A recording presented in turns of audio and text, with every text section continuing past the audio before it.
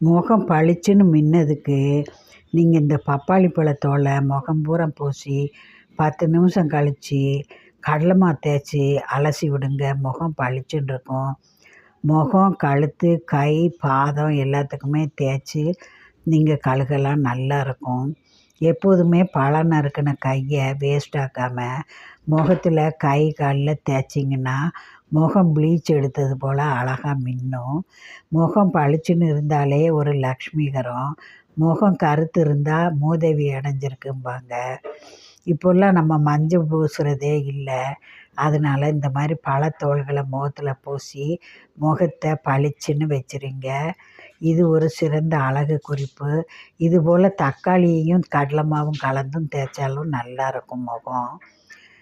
ப்ளீச்சுக்கு நீங்கள் வேறு எங்கேயும் போக வேண்டாம், நம்ம கைவசமே இருக்குது.